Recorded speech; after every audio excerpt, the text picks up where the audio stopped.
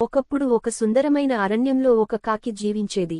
ఆ కాకి ఎప్పుడూ నెమలి అందాన్ని చూసి అనుకుంటుండేది. నెమలి యొక్క రంగురంగుల రెక్కలను, దాన్ని చక్కని నడకని చూసి ఆశ్చర్యపోయేది. ఒకరోజు కాకి నెమలి దగ్గరకు వచ్చి ఇలా అంటుంది. నీకు ఇంత అందమైన రెక్కలు ఉన్నాయి, అదృష్టవంతుడివి. నిన్ను చూసి నా రెక్కలు కూడా అలాంటివిగా ఉంటే ఎంత బాగుండు. కాకి మాటలు విని నెమలి నవ్వుతూ ఇలా అంటుంది. ధన్యవాదాలు, కాని అందం అన్నది అంతా కాదు.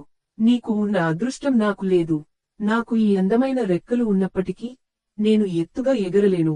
కాని నువ్వు ఎగరగలవు. నువ్వు ఆకాశంలో స్వేచ్ఛగా విహరించగలవు. నేను మాత్రం నేలపై ఉండిపోవాల్సిందే. కాకి ఇలా అనుకుంటుంది. ప్రతి ఒక్కరికి తనకు తగిన శక్తులు లోపాలు ఉంటాయని గ్రహించింది. ఇతరులను చూసి అసూయ పడటం కన్నా తమకున్న అర్హతలను అంగీకరించడం మెరుగని అనుకుంటుంది. ఆ రోజు నుంచి కాకి తన సామర్థ్యాలను స్వీకరించి సంతోషంగా జీవించసాగింది. ఎందుకంటే నిజమైన ఆనందం స్వీయ అంగీకరణలోనే ఉంటుంది. ఇతరులను చూసి అసూయ పడకుండా మీకు ఉన్న దానితో సంతోషంగా ఉండడం ఉత్తమం. మీకు ఈ కథ నచ్చినట్లయితే లైక్ చేయండి, షేర్ చేయండి, సబ్స్క్రైబ్ చేయండి.